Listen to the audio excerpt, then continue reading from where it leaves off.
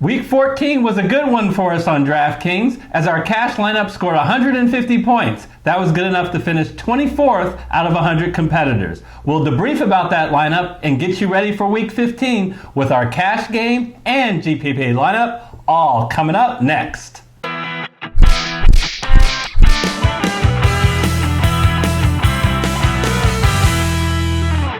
Hello everyone, I'm Eric Lay. And I'm Damon Levy, filling in for Gary Kurtzman.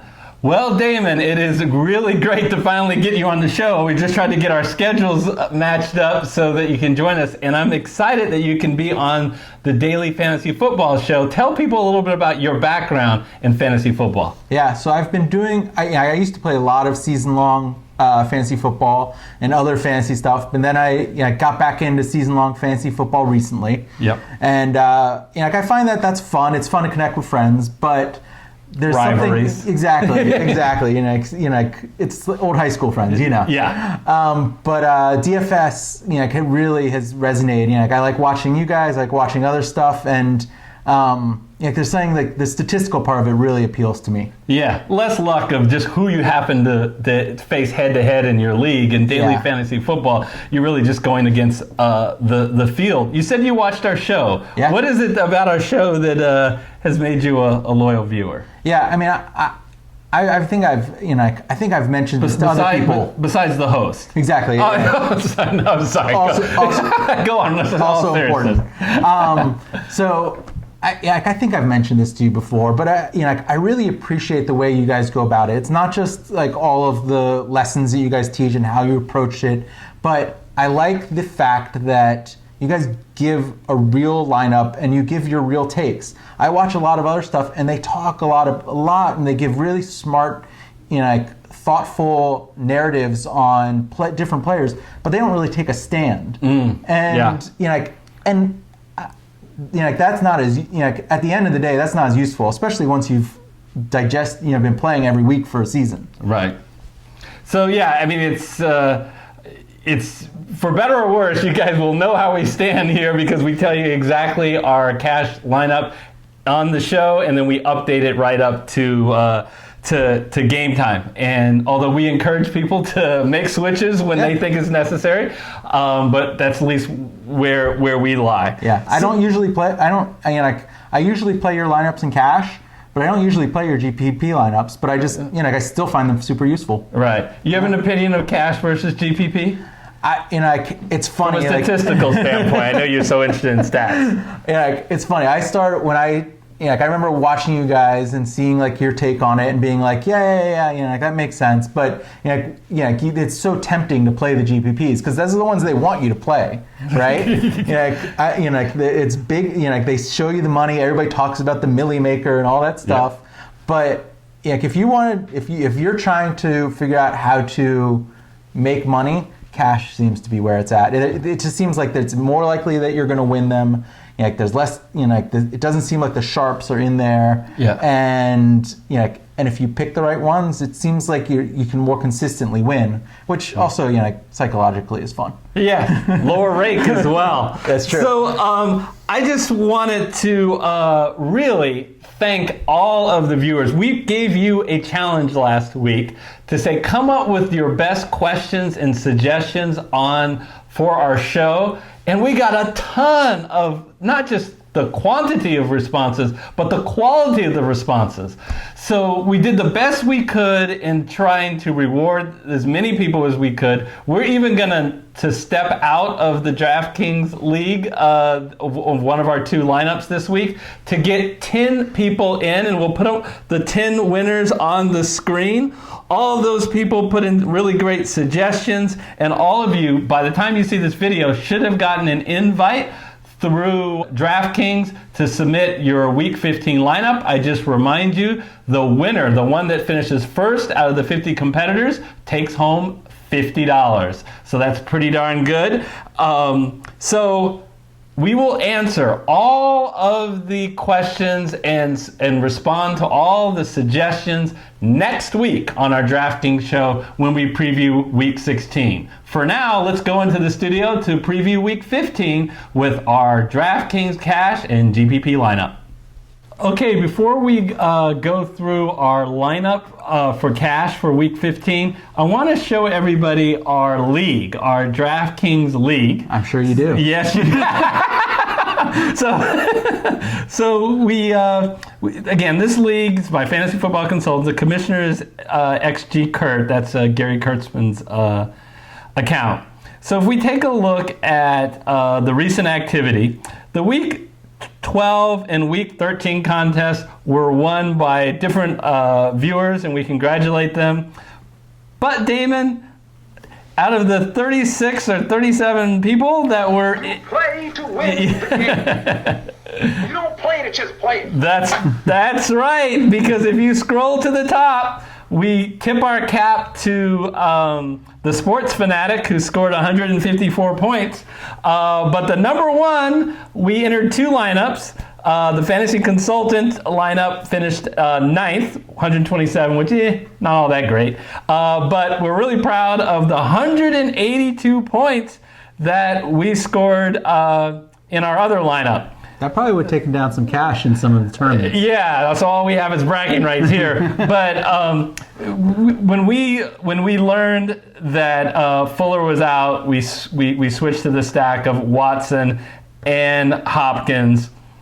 Melvin Gordon and Christian McCaffrey were fine, even though they were expensive, did well. But our low-cost guys paid off in Powell and Thomas. Yeah. They're super cheap and they weren't that expensive.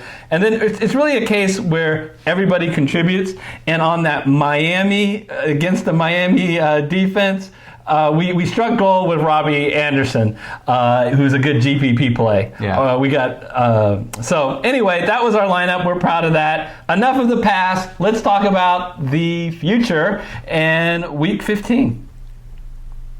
All right, Damon, let's build a Week 15 cash lineup and start at running back. Sounds great. So obviously we have to talk about Christian McCaffrey. Is he in our lineup this week, Eric? No. Well, not yet, right? If there's an opportunity potentially for value to come up, and maybe we'll get him in. But for now, no. Where will we go? Yes, for now we're going to go down a little bit. We're going to go down to the guy at the beginning of the season, who we thought was going to be, right up there, and he has everything that you're looking for in a matchup. He's a favorite. He's at home. He's playing the Dolphins, and he's only 7,700, right? On DraftKings. Yes. And so, he is he does not look like the Saquon Barkley of old, but this Saquon Barkley still gets all the carries and still puts up yards. Yeah. Look. You got to decide, is Saquon Barkley good or not? Because if he can't excel in this matchup, it's time to pack it up. Yeah. So, I feel real good about Saquon Barkley this week. So he's not as efficient as he has been in the past, but he's still getting all the carries, and he's still playing the Miami Dolphins. Yeah, still. So we're going to pair him. Boy, if we had a time machine to last year, you'd think, how can we get these two guys in the lineup and still have any money left? It's amazing how far we have to scroll down to Todd Gurley. I tell you, I don't get no respect at all. $6,000. Yeah. I don't get it. I do not get it. I mean, have they not been paying attention to the last 4 weeks? 3 of the last 4 weeks, Todd Gurley has had 25, 19, and 23 carries. Yeah, show them what his log looks like. I think it's worth taking a look at, because when you brought this one up, I haven't been on him. Right. And but you look at where he's at. I mean, that's Todd Gurley workload of old. Yeah, and you have to discount the Baltimore game, what they absolutely got dominated and blown out 45 to 6. The game script was not with him, but Dallas is not going to do that to them. No.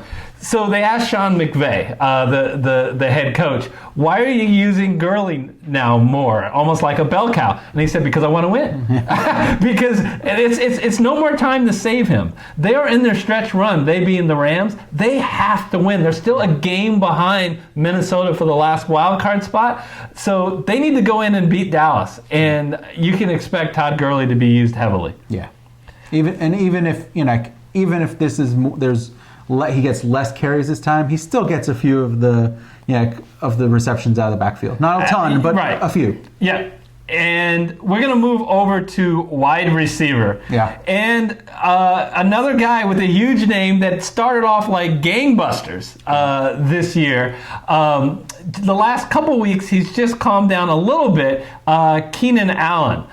The thing I like about Keenan Allen, it's hard to put too much in that Jacksonville game, which got out of hand pretty early, 45-10. But look, before the Denver game, 4 of the 5 games before that, 12 targets, 11 targets, 10 targets, 11 targets. You think he would have a good game, especially with this matchup? Not that Minnesota has a bad defense, but they're more vulnerable in the air than on the ground. They are, and yeah, I mean, I think that he's gonna get. He still gets a lot of targets for when they're throwing the ball a lot. Yeah. So the second wide receiver that we're going to talk about is Darius Slayton. Yeah. You can give a soliloquy on him while I scroll down because it's going to take a while. Yeah, I mean, so I think the thing that we really like about Slayton, it's really interesting. The difference between Slayton and Golden Tate on FanDuel is really small, right? It was a much tighter margin, and so we said, well, let's go up to Tate there. But here, Slayton is a discount. He's only 4,700, and somebody is going to, one of the wide receivers is going to go off, and not always, but more often than not, it seems to be the outside receiver. Yeah, it's not the against slot Miami. guy. Yeah, and so I think that we really see that this is an opportunity. He does seem to be the favored wide receiver for Eli Manning. And Eli Manning will be the quarterback. He will. Next year, yeah, it looks like it. I mean, it looks like they are going to let Daniel Jones get healthy and not put their quarterback of the future at risk. Sure. And this price, the 4,700, was before the Monday night game when he went completely off. Now, I do have a caveat on this. I want to know whether Evan Ingram is going to play because he takes up a lot of targets. In this game, Ingram hasn't played for 3 weeks or so. So if he plays, I'm less excited about it. But for now, we're going to slide Slayton in. And yes. And we talked about if you have to make a movement off here and you don't want to totally rework your lineup, Allen Hurns from the Dolphins is the same price and is also probably going to get a lot of target volume if the 2 wide receivers ahead of him are out, which we expect them to be. Yeah, Devontae Parker and Albert Wilson are both in concussion protocol. If those 2 are out, I would say regardless maybe even of if both of those 2 guys are out, regardless of whether Ingram plays, I think I'd want to switch over to Hurns. Yeah. But if one of them's back, or certainly if both of them's back, then I would like Slayton more. But it's an easy pivot for folks. Yeah, exactly. Yeah. So at $6,200, we've got Robert Woods. We know we like targets, and if you've looked at the last 3 weeks, no one's gotten more targets than Robert Woods. Yeah, it's so interesting how that offense is flipped, right? Yeah. It was Cooper Kupp. Yeah. All day, all night for the first 8 weeks of the season or something. Yeah. And then he's fallen off a little bit, and so Goff is going over to Robert Woods. Look at the last 4 weeks. 9 targets, 18 targets, 9 targets, 11 targets. Yeah. And you know what is really happening here in this offense is we got somebody who absolutely is the best magician around because he's done a disappearing act in Brandon Cooks. Yeah. I mean, he's basically disappeared. He's not in the offense, and it's clear that Goff has a comfort level with Woods now. So they even gave him 2 rushing attempts last week. Yeah, they do that. I mean, if you look, they historically they do that from time to time, and it's a nice little bonus. Yeah. All right, so we've got Robert Woods in our lineup. And at tight end, where are we going on tight end? Or you want to go up to quarterback first? Let's talk quarterback. Yeah, I think that this one is this one is one of those plays at quarterback where I think that we feel really strongly that this game has a lot of scoring potential. Yeah. And the implied total for Houston's high. They're going to be throwing the ball, and Deshaun Watson has just looked phenomenal. Everything that could go wrong went wrong early, but they didn't care. He still hung in there to the very end, and if that game was important to them, this game is critically important to them for the division. And like I said, not so great against the pass. So you know what? I'm gonna look to Deshaun Watson and say, I want you to be on my team. So get in the lineup, Deshaun. All right, so now we're going to go to tight end. We have spent some money, Damon, $4,100. That's nothing new for nothing new for us. We worry. We're like Congress. Spend money now, worry about it later. And I'm going to still spend money at tight end. There are some cheap options at tight end, but this was an opportunity. I thought that we could pay up for some guy in a sneaky good matchup, in my opinion, and that is Austin Hooper. So remember, Calvin Ridley is out. That provides lots of opportunities. Remember, you can't see it here. I'm not on Matt Ryan. Matt Ryan is a 300-yard machine. He's averaged close to 300 yards, and now one of the major guys that gets targets is out in Calvin Ripley. I know what you guys are saying. Excuse me, Eric. They're playing San Francisco, numero uno in the passing defense. But first of all, how much did Drew Brees throw for them against them last week? Over 400? Over 400. But more important than that, the Niners are injured, folks. D. Ford, huge guy on the defensive line who would cause havoc for Matt Ryan's time to throw the pass. He's out. Sherman. Yeah, the two cornerbacks. Sherman is definitely out, and Kwan Williams is probably out. Yeah. So I don't think that Kwan Williams, especially if Kwan Williams is out, he has been such a huge difference maker for this team. Yes. So we're going to watch the news. Less excited about it if he is, but I just think that the Atlanta Falcons are going to be able to move the ball. I just don't think they're going to be able to shut that offense down. And that's where we go to Austin Hooper. I would say that Austin Hooper has been out for many weeks, and I'm always nervous about playing a guy after he's been out for a while, but he played last week. Yeah. Didn't play well, but he played. Now he should be fully healthy, coming back another a week's rest. I think he should be good to go. And I think he still got 6 targets, even though I think he only got 2 catches. He had 6 targets, so it's not like he's been like pushed to the sideline. No, and with Ridley out, believe it or not, Ridley. Talented Mr. Ridley. Yes. He should be fine. All right, so let's talk about our flex. Yeah. Hi, everyone. This is Eric Lee on Wednesday morning. It is so frustrating. It turns out some gremlins got into our recording, and somehow they ate the last portion of the video with Damon and I. So I'm going to have to pick it up from this point on. I apologize to Damon, but there is some good news. We're filming this Wednesday morning, and I have a little bit more news than I did when we filmed Tuesday night. So we stopped at the flex portion, and I was all ready to put in DeAndre Washington in the flex position. And why not? He was only $4,700. He looked like he was inheriting a dream situation in Oakland. Oakland is looking like they should be looking toward the offseason. Playoffs are not a possibility. Playoffs? Don't talk about playoffs. You kidding me? Playoffs? So why not just rest Josh Jacobs? Because look what Washington did last week in replacing Jacobs.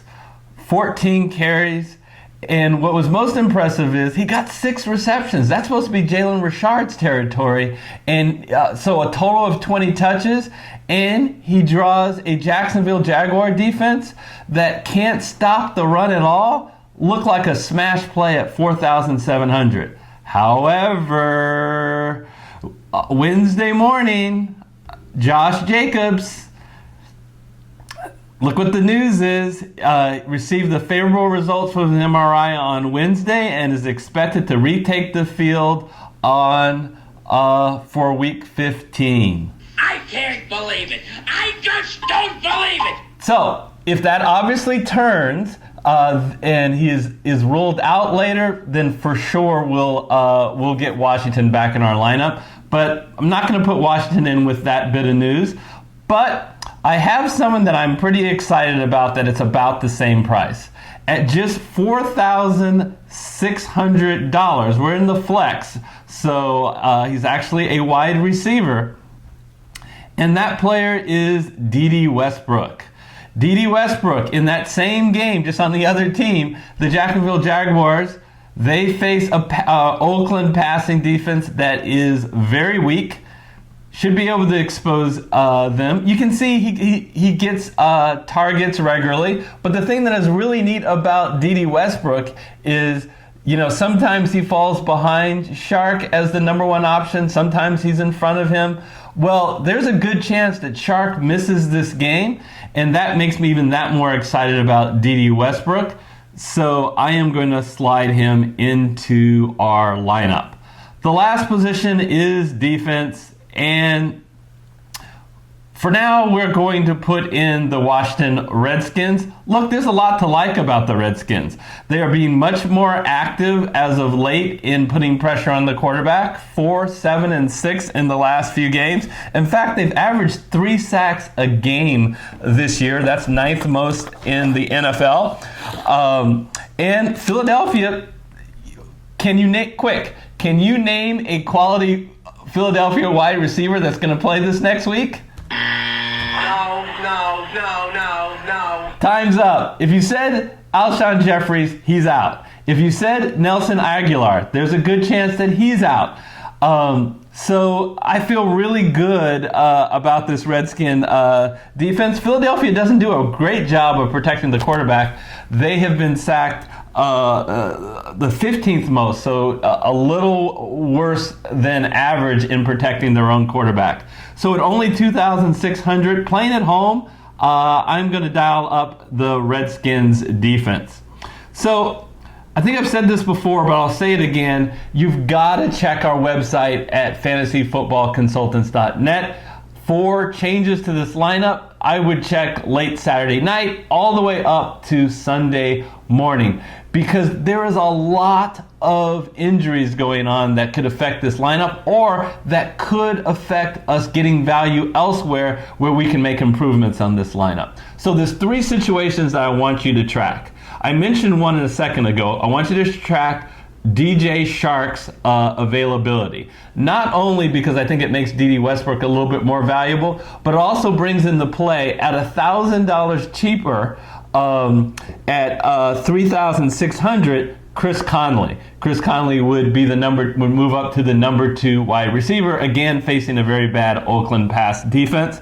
The second situation I want you to monitor is Tampa Bay. Look at Tampa Bay's wide out situation. We already know that Mike Evans is out. The question is 2 questions. One, is Jameis Winston going to play with his possibly broken thumb or bad thumb?